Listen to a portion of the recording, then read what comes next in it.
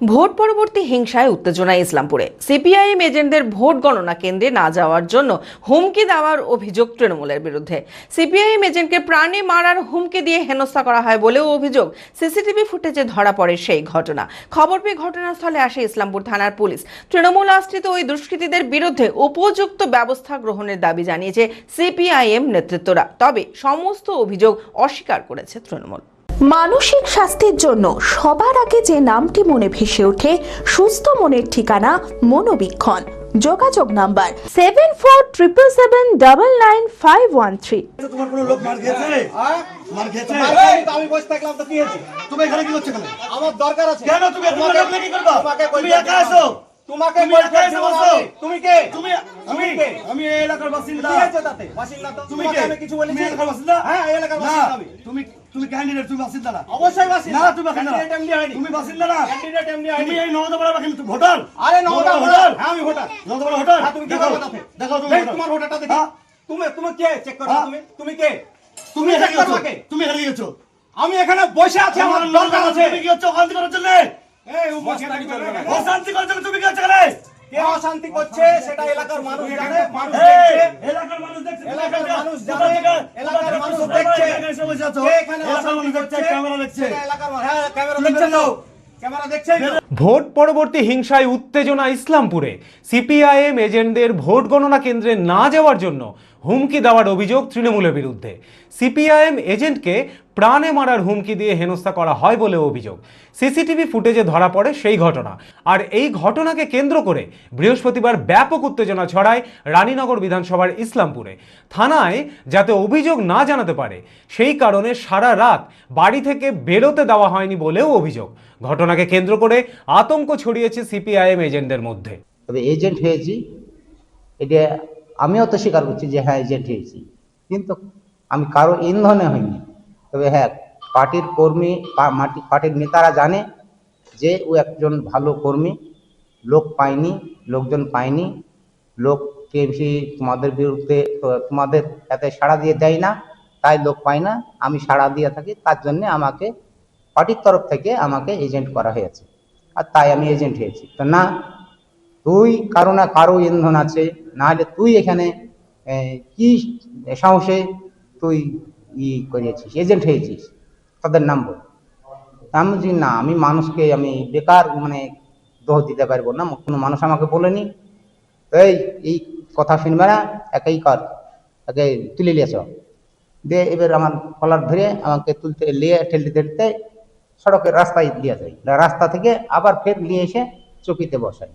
খবর পেয়ে ঘটনাস্থলে আসে ইসলামপুর থানার পুলিশ। তবে পুলিশের বিরুদ্ধে সিসিটিভি ফুটেজ লোপাট করে দেওয়ার অভিযোগ। তৃণমূল আশ্রিত ওই দুষ্কৃতীদের বিরুদ্ধে উপযুক্ত ব্যবস্থা গ্রহণের দাবি জানিয়েছে সিপিআইএম নেতৃত্বরা। তবে সমস্ত অভিযোগ অস্বীকার করেছে তৃণমূল। বিগত 3-4টে নির্বাচনে লছনপুর অঞ্চলে কোনো নির্বাচন তৃণমূল কংগ্রেস হতে দেয়নি, মানুষকে ভোট দিতে দেয়নি। এইবারে নির্বাচন কমিশনের আমরা ভোট দেওয়া পর্যন্ত প্রশংসাই করছি যে মানুষ এবারে ভোট দিতে পেরেছে। যেহেতু মানুষ ভোট দিতে পেরেছে তাই তারা আতঙ্কে আছে, কিন্তু ভোট দিতে পারলেও আজকে ভোটের আগে বিভিন্ন ধরনের হুমকি ধমকানি চমকানি সত্ত্বেও যেহেতু রুহুল আমিন এজেন্ট ছিলেন সিপিআইএমের, তাই তাকে ভোট পরবর্তী সময়ে শুনলাম তারা নাকি স্কুটনি করতে গিয়ে বলছে যে বেশি ভোট পাচ্ছে সিপিআইএম, অতএব বুথে যদি 50-এর বেশি ভোট হয় সিপিআইএম তাহলে তাকে 4 তারিখের পরে ধরে নিয়ে এসে মুরগি ফাড়া করে ফাড়া হবে, মানে হত্যা করা হবে, প্রাণনাশের হুমকি দেওয়া হচ্ছে। রাত্রে এই ঘটনা আমি জানার পরেই সঙ্গে সঙ্গে অভিযোগ জানিয়েছি আমি, কিন্তু পুলিশ তো এর সঙ্গে জড়িত। ইসলামপুর থানার ওসি যে দেবাশিস ঘোষ এবং বেকিবাগান ক্যাম্পের ইনচার্জ জীবন সরকার, এরা দুজনেই ওতপ্রোতভাবে তৃণমূল কংগ্রেসের এই লিডারদের সঙ্গে জড়িত, যোগ সাজস করে এই কাণ্ডগুলো ঘটাচ্ছে। গতকালকে রাত্রে ওই গ্রামের গিয়ে উনি একটা চায়ের দোকানে বসেছিলেন, উনি ছিলেন 40 নম্বর বুথের agent, polling agent Jamal Hossain. এই যে কেন পোলিং এজেন্ট থাকবে, এইটার জন্য তৃণমূলের যারা গুন্ডা, ওখানকার যারা ক্রিমিনাল, আসলে তাদের মাথা গরম হয়ে গেছে। ওদের প্রার্থী সৌমিক হোসেন হেরে যাবে, এই আতঙ্কে সিপিএম এর লোকজন কেন ভোট করলো, কেন প্রার্থী থাকলো, এই আশঙ্কা থেকে এবং সেইটা থেকে ওরা হেরে যাবে এই আতঙ্কে আমাদের কর্মীদের উপর তারা চড়াও হয় এবং সেখানে চায়ের দোকানে বসেছিলেন রুহুল আমিন, তাকে গিয়ে আক্রমণ করে। আক্রমণ মানে হেনস্থায় এমন পর্যায়ে নিয়ে যায়, সেখানে যদি লোক কেউ না থাকতো তাহলে হয়তো তুলে নিয়ে গিয়ে তার উপর আক্রমণ সংগঠিত হতো। দেখা গেল তার কে এমনভাবে প্রেসার তৈরি করে, সে কেন এজেন্ট ছিল, কেন সবাইকে ভোট দেওয়ার জন্য বলেছে, কেন তাকে হচ্ছে যে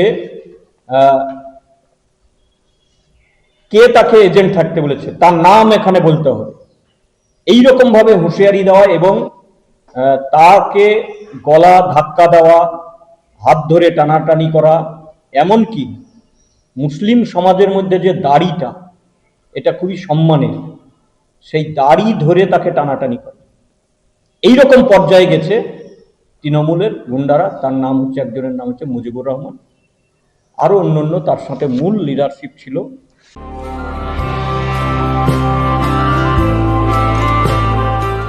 nightingale diagnostic for better care and diagnostic মুর্শিদাবাদের সবথেকে ভরসাযোগ্য ও বিশ্বাসযোগ্য ও বিশ্বস্ত স্বাস্থ্য পরিষেবা নাইটিঙ্গেল ডায়াগনস্টিক এখন আরও উন্নত ও সর্বাধুনিক পরিকাঠামো নিয়ে হাজির। সমস্ত রোগের বিশেষজ্ঞ চিকিৎসক, রক্ত পরীক্ষা, মল মূত্র ও বীর্য পরীক্ষা, CT scan, USG, EEG, X ray, এছাড়াও সমস্ত রকমের পরীক্ষা ও ছবি করা হয়। স্বাস্থ্যসাথী কার্ডের মাধ্যমে অপারেশন করা হয়। নাইটিঙ্গেল ডায়াগনস্টিক বহরমপুর বাস স্ট্যান্ডের নিকট, বাজার, কলকাতার পূর্বের গলি, বহরমপুর, মুর্শিদাবাদ। অ্যাপয়েন্টমেন্টের জন্য যোগাযোগ করুন 9734173232 এই নম্বরে।